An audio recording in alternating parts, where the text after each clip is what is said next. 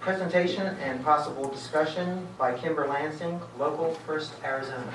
Kimber, good to see you back. Thank you for coming up the hill to Carefree. Absolutely, Mr. Mayor, members of the council, thank you for having me here today. I would like to note that if anyone recognizes Kimber's voice, this is the voice you hear in Bashes.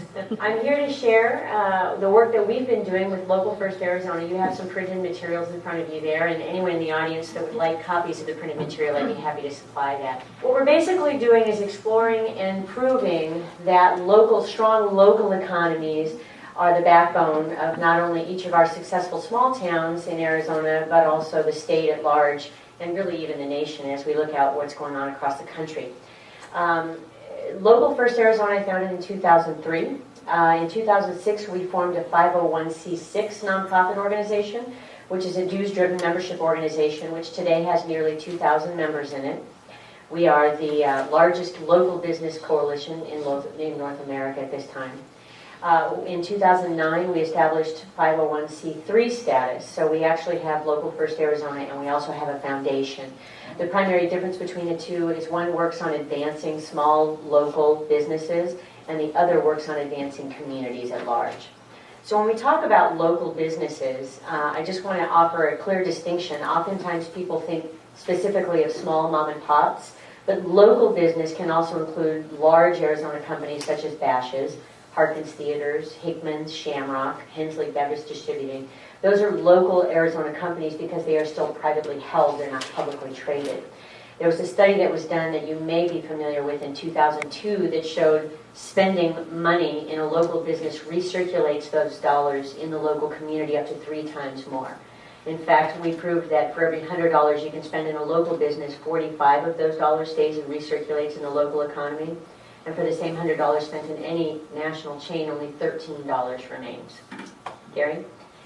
So we started on this path really thinking about, I put this slide in here, I do a lot of public speaking, and I put this in here because we all know someone from Chicago, right, that won't stop telling us how great Chicago is. And so I started my own little personal exploration about why people love Chicago so much. And the reality is, they'll tell you the locally owned businesses. Now, they may not use those words, but they will say those neighborhoods, those restaurants, I went there because my parents went there or my grandparents went there. I feel rooted to that community. And oftentimes that same person will move to Arizona and throw that behavior out the window because they don't have the loyalty, they don't have the history.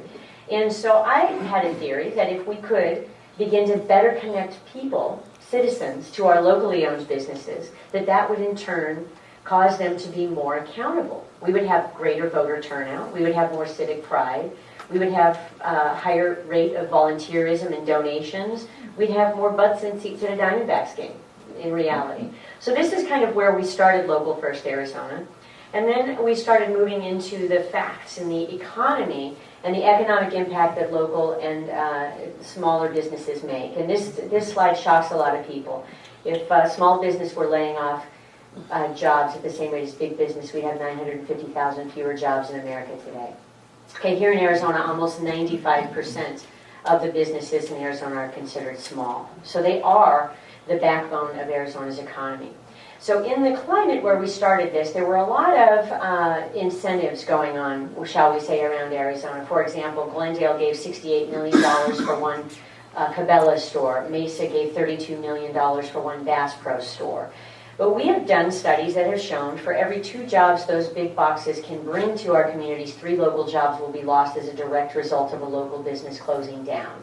So under our description of economic development, this actually doesn't fit that model. We are so reliant in many of our communities, not this one, so reliant upon sales tax revenues that we lose sight of the big picture. Gary? So we call this buying ourselves broke, and you can go ahead past that. So we did a study in 2007 I want to share with you that really highlights what we're talking about. And we took the $5 million contract that the state of Arizona had with OfficeMax at the time. Now we picked office supplies because it's something everyone can relate to, and we have 3 distinct types of businesses operating in Arizona that we could compare for our economic study. We have OfficeMax, which is a large national retailer that has regional distribution here in Arizona. We have Staples, which is also a large national retailer but has no regional distribution here in Arizona. And the third is a company called WIST, which is a 3rd-generation Arizona company based in Tempe.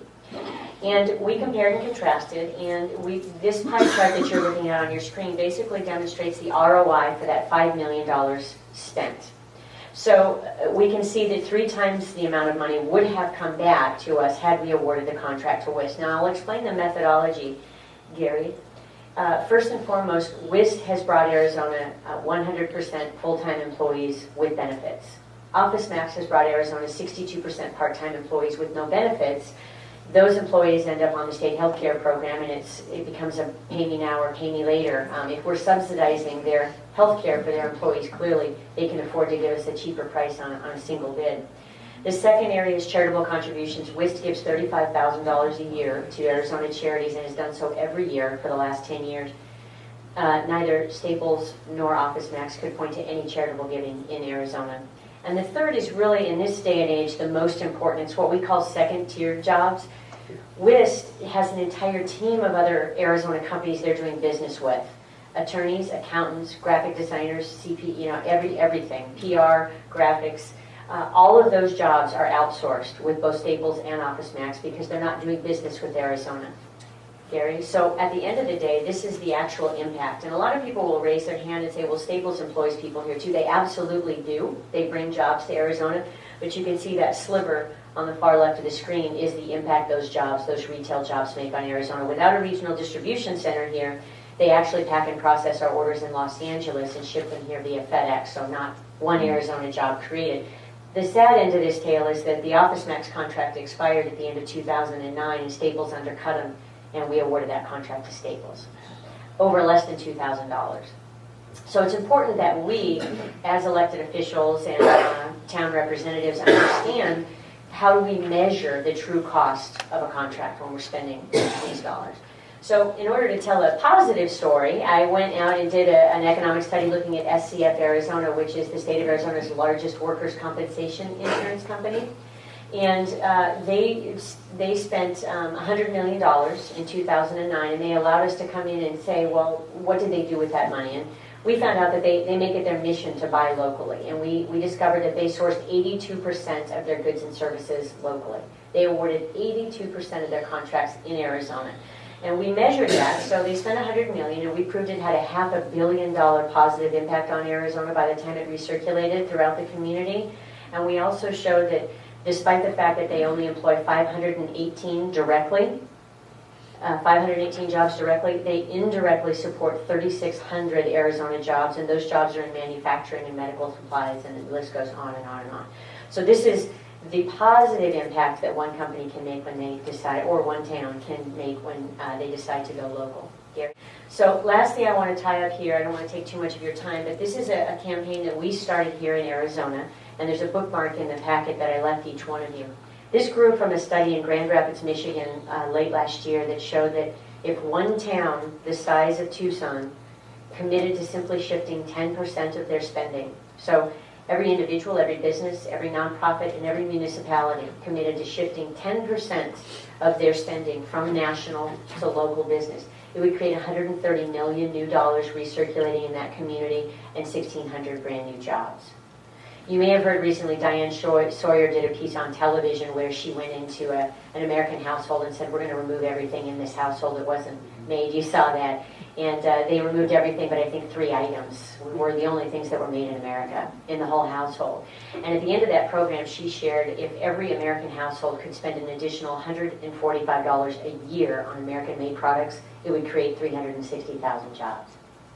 So with that, I'd like to stop and open it up for any questions or discussions you may have. Thank you. Are there questions or comments from the council?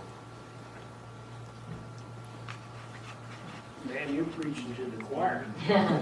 I'm very proud of what you've done. I am just learning more and more. I think the path that you're on with the botanical garden concept is wonderful. The maps in front of you demonstrate our attempts to drive staycations. We, as Arizonans, need to explore the state more. We need more people out spending money locally. I think the number most recently, we as a state spend $6 billion a year vacationing in California. If we can just redirect even 10% of that into the smaller towns around the states, we'll be in good shape.